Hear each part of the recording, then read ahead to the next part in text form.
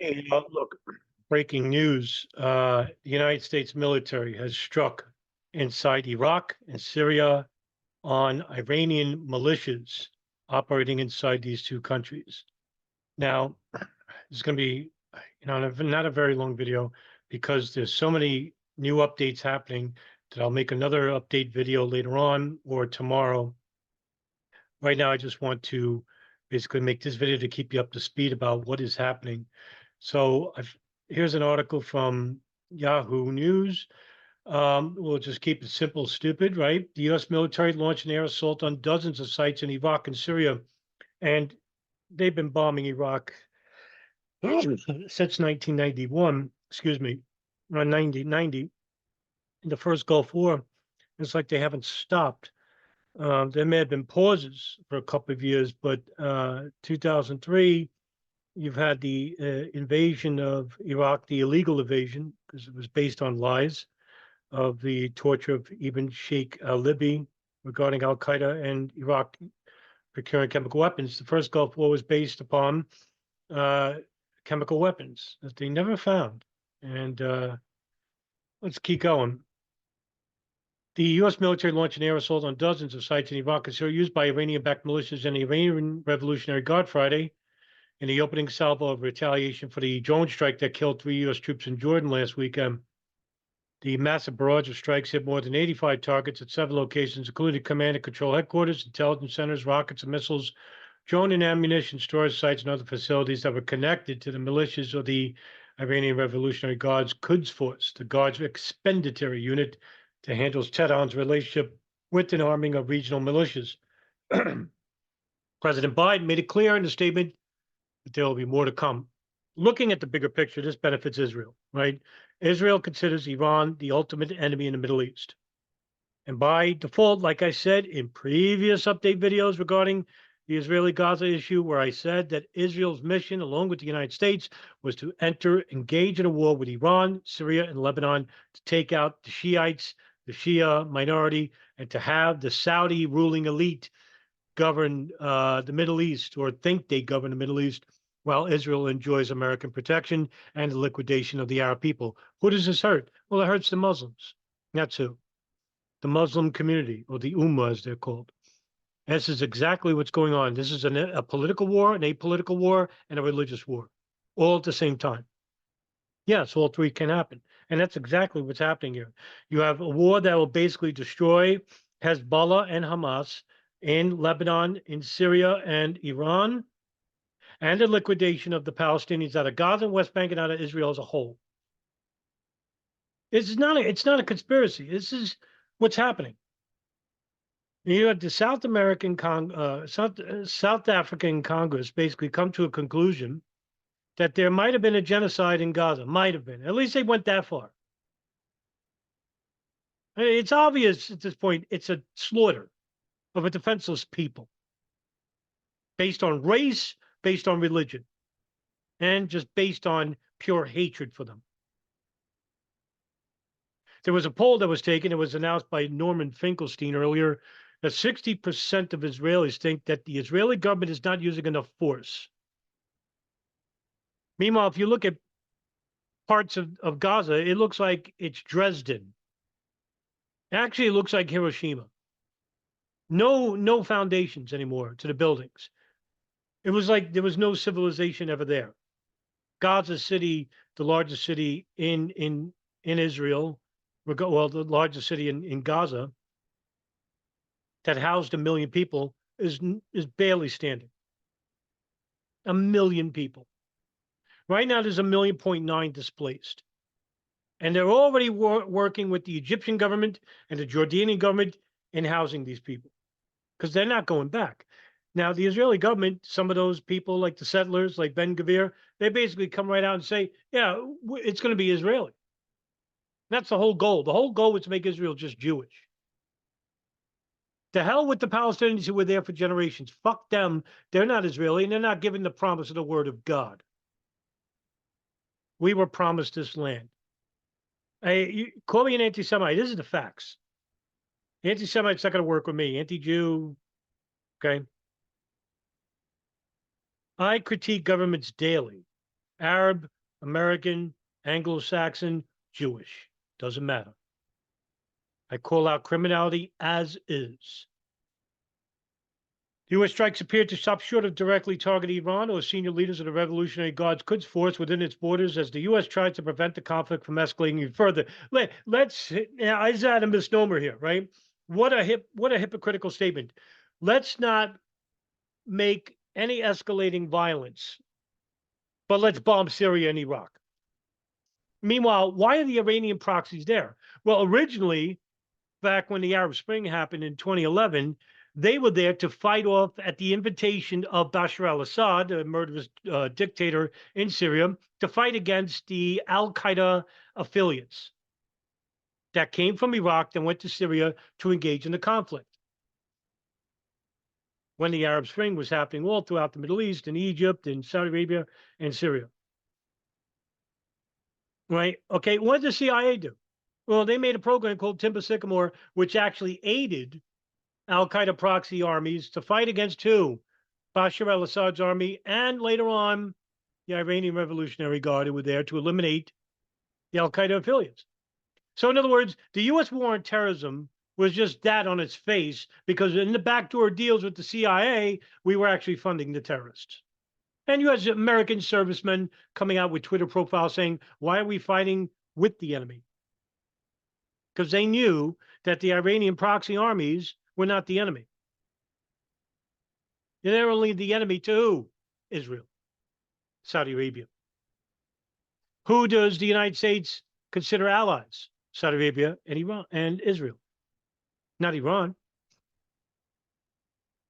It is unclear what the impact will be of the strikes. Days of U.S. warnings may have sent militia members scattering into hiding, with multiple groups operating at various locations in several counties. A knockout blow is unlikely. Though one of the main Iranian-backed militias, the Kataib Hezbollah, said it was suspending attacks on American troops. Others have vowed to continue fighting, casting themselves as champions of the Palestinian cause, while the war in Gaza shows no sign of ending. Now, the State Department, well, the Department of Defense basically came out and said that Kataib Hezbollah was responsible for the bombing of the three and killing of the three American servicemen, which they didn't deny. Now, why? Was this an act of war? Well, no, because we're already at war with Iran, even though it's not a declaratory war. We put economic sanctions on them. We basically froze their assets. We disallowed other countries to commiserate trade with them, especially oil trade. We are basically intercepting ships that are sending oil and food to the country. Meanwhile, the country's in civil strife because you have people that want the mullahs out, a worthy cause, but it's CIA backed. It's not like this is a new thing, because we saw this in 1953 with the overthrow of the Prime Minister Mohammad Mossadegh, which the CIA did. And replacing him was Reza Pahlavi, the last Shah of Iran, who was a Western puppet. 22 years of leadership under him, and then you had the revolution in 1980. Our response began today, will continue at times of our choosing, Biden warned, adding, let all those who might seek to do harm know this. If you harm an American, we will respond. He and other top U.S. leaders have been saying for days that any American response wouldn't be just one, but a tiered response over time. Because when the United States gives weapons to Saudi Arabia to bomb Yemeni civilians, when the United States gives weapons to Israel to bomb defenseless Gazans, that's not an act of war. Heaven forbid you strike back, you fucking terrorists, right? God forbid you strike back and we're going to hit you hard. Meanwhile, we're spending billions and billions, I'm talking billions, soon to reach trillions, in weapon sales in Ukraine, in Yemen, and now with the Middle East in Israel, and soon it'll be Iran. I'm calling it right now. We will make a declaratory war stance against Iran after the election. National Security Council spokesman John Kirby said the targets were carefully selected to avoid civilian casualties. When did they care about civilian casualties? How many civilians are killed in Gaza? How many civilians are killed in Yemen, in Sana'a, the capital of Yemen? We're sending weapons to these people. How many civilians are killed in Ukraine? in Donetsk or Lushansk, the cities that are being fought over by the Russians and the Ukrainians. Civilians are the biggest casualties of all. The Americans don't give a shit. If you cared about civilian casualties, you wouldn't have entered the conflict indirectly. You wouldn't be giving the weapons to these egregious criminal governments like Israel and Saudi Arabia. Murderers. Benjamin Netanyahu is a mass murderer. Mohammed bin Salman is a murderer. He murdered an American journalist for which he was never held accountable. Benjamin Netanyahu deserves to be in a Hague prison for the rest of his life. He's violated every single Rome Statute, all four of them. And when Amnesty International and Human Rights Watch and the International Red Cross,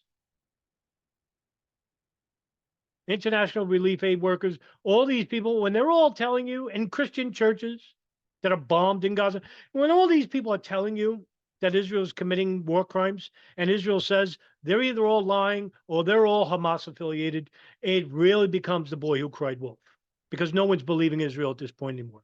And they're losing the propaganda war. They're getting killed in the propaganda war. No one's believing their bullshit. Not even moderated governments like South Africa, who would know anything about apartheid. The strikes took place over about 30 minutes, and 3 of the sites struck were in Iraq, 4 were in Syria, said Lieutenant General Douglas Sims, director of the Joint Staff. U.S. Central Command said the assault involved more than 125 precision munitions, and they were delivered by numerous aircraft, including long-range B-1 bombers flown from the United States. Sims said the weather was a factor as the U.S. planned the strikes in order to allow the U.S. to confirm it was hitting the right targets and avoid civilian casualties. It's not clear, however, whether militia members were killed. We know that there are militants that use these locations, the Iranian Revolutionary Guard Corps, as well as the Iranian-aligned militia group personnel. We made these strikes tonight with the idea that there would likely be casualties associated with people inside those facilities. Syrian state media reported that there were casualties, but did not give a number. The UK-based Syrian Observatory for Human Rights, which one man runs, reported that 18 militants were killed in the Syria strikes. Iraq Army spokesman Yahya Rasool said in a statement that the city of Al-Qaim and other areas along the country's border with Syria has been hit by U.S. airstrikes. The strikes, he said, constitute a violation of Iraqi sovereignty and undermine the efforts of the Iraqi government, posing a threat that will pull Iraq and the region to undesirable consequences. Kirby said that the U.S. alerted the Iraqi government prior to carrying out the strikes. This all came just hours after Biden and top defense leaders joined grieving families to watch as the remains of the 3 Army Reserve soldiers were returned to the U.S. at Dover Air Force Base in Delaware. Just Friday morning, Iran's hardline President Ibrahim Raisi reiterated earlier promises by Tehran to potentially retaliate for any U.S. strikes targeting its interests. We will not start a war, but if a country, if a cruel force, wants to bully us, the Islamic Republic of Iran will give a strong response, Raisi said. In a statement last week, Kataib Hezbollah announced a suspension of military and security operations against the occupation forces in order to prevent embarrassment to the Iraqi government. But that assertion clearly had no impact on U.S. strike plans. Harakat al-Nujaba, one of the other major Iranian-backed groups, vowed Friday to continue military operations against U.S. troops, and why not? The U.S. has blamed the Islamic resistance in Iraq, a broad coalition of Iranian-backed militias putting attacks in Jordan, but hasn't narrowed it down to a specific group. Kataib Hezbollah is, however, a top suspect. Now, earlier this week, the United States Department of Defense basically said that they had no evidence that Iran was basically involved with the killing of the 3 service members. But that didn't stop them from retaliating. Hey, we suspect that Kataib Hezbollah is behind us. Well, I mean, just like with Iraq in 2003, well, we don't have evidence, but it's good enough to go to war. This is the United States, folks. We are run by a nation of psychopaths, which are voted in by a nation of ignorant dauphins. People that still vote. It's mesmerizing. Intelligent people, too. Intelligent people that still think the voting process works. It doesn't. There is no left and right in this country. There is us and versus them. That's it. And they're evil. They're psychopathic.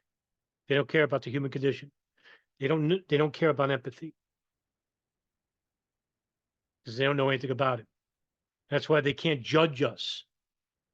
They can't understand us, the American people.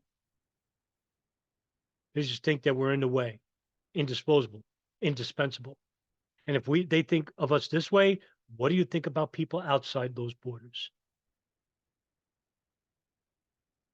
Iran-backed militia groups throughout the region have used the conflict to justify striking Israel or U.S. interests, including threatening civilian commercial ships and U.S. warships in the Red Sea region with drones or missiles in almost daily exchanges. Speaking to reporters on Thursday, Defense Secretary Lloyd Austin said this is a dangerous moment in the Middle East. He said the United States will take all necessary action to defend its interests and peoples, and warned, at this point, it's time to take away even more capability than we've taken in the past. As of Tuesday, Iran-backed militia groups have launched 166 attacks on U.S. military installations since October 18th, including 67 in Iraq, 98 in Syria, and now one in Jordan, according to a U.S. military official. The last attack was January 29th at an al-Assad air base in Iraq, although there was no injuries or damage. The United States, meanwhile, has bolstered defenses at Tower 22, the base in Jordan that was attacked by Iranian-backed militants on Sunday, according to a U.S. official. While previous U.S. responses in Iraq and Syria have been more limited, the deaths of the 3 service members in Jordan crossed the line, the official said. That's right. Even though hundreds of thousands have now been killed in all the wars that Biden started, it doesn't matter. You kill one of us, we're going to kill 20 of you. That's how Israel responds, right? Hamas shoots a rocket into a neighborhood, we'll shoot 20. In fact, not only will we shoot 20, we'll basically destroy your infrastructure at the same time. And they think this is justice. You just made a bunch of terrorists for the future. Maybe that's the whole point. To keep the war on terrorism keep going. Why not? Keep the enemy going. How do you do that? By making sure that the oppressed person is under such exigent conditions, tumultuous conditions, that he feels hopeless. His family is killed. His job is no more. It's destroyed. The infrastructure, he has no money, no means, nowhere to go, but to go to the people that are basically calling for an engagement of jihad against the United States. That's how you make a terrorist. If you want to stop terrorism, it's very simple. You don't use bombs or bullets. Why kill one when you can make 10? What do? Well, basically, educational centers. Give a poor Islamic neighborhood or town or city something to live for. Because it's all you have is a Wahhabi madrasa and a corrupt government with low income and poor educational services. These madrasas are basically going to flourish because the youth will basically become attracted to the idea of imams whispering in their ear, hey, we could give you a plate of food, just come to our sermon. They become enthralled because these imams are very charismatic. Wahhabi imams, very charismatic. Just like evangelical Christian pastor leaders here, like Creflo Dollar or Benny Hinn or Kenneth Copeland, any of these frauds. The attack, which also injured more than 40 service members, largely Army National Guard, was the first to result in U.S. combat deaths from the Iranian-backed militias since the war between Israel and Hamas broke out. Tower 22 houses about 350 troops and sits near the demilitarized zone on the border between Jordan and Syria. The Iraqi border is almost 6 kilometers away. And the rest is just basically near the end. And there's a lot of history here. I mean, when it comes to Iran, it's not just the United States, it's Israel. Israel is front and center. Then you have Saudi Arabia, then you have the United States. The United States is basically acting as the big brother. Saudi Arabia and the Gulf sees this as a religious war. It's Sunni versus Shia. Israel sees this as an apolitical war. They consider Iran the biggest enemy in the Middle East, more so than Saudi Arabia. Even though Saudi Arabia has created the groups like Al-Qaeda, Islamic State, who have declared war on Israel, open war since the inception of these groups back in 1980. All right. And even before then with the Muslim Brotherhood in Egypt and Syria and Jordan. Israel says, well, no, Saudi Arabia, the Wahhabi, Pakistan. No. Yeah, we we'll be tentative friends. But for the countries like Iran and Syria and Lebanon and Jordan who are fighting against these Wahhabi groups, oh, well, we'll go to war with them. How convenient. And you wonder why the American news media in this country is so slanted to the Israeli narrative that they don't even got the guts to do what South Africa did and basically criticize the Israeli government and its military for committing acts of genocide, and crimes of aggression, crimes against humanity, and war crimes, the 4 statutes of Rome of the Hague. And ever since the 1979 Islamic Revolution, and with Iran severing all diplomatic and commercial ties with Israel, its theocratic government, part of the government, doesn't recognize the legitimacy of Israel as a state, and it fuels that hatred. And when you have Israel basically using the United States to conduct economic sanctions, what do you think is going to happen? Imagine a country like Russia controlling, the economy around the world and basically imposing sanctions on the United States. That means we don't get food in time, basic necessities. What do you think happens? Well, the people riot against who? The government, not against Russia or the government. Russia's too far away. Do something, or we'll overthrow you and put in a new one. Yeah, we blame Iran for doing the same thing. It's very hypocritical. All right, look, this is a breaking story. There's going to be updates all throughout the day, probably tomorrow. And, I'll report it without bias, without prejudice, as usual. Guys, have a good night. Thank you very much. Have a good weekend.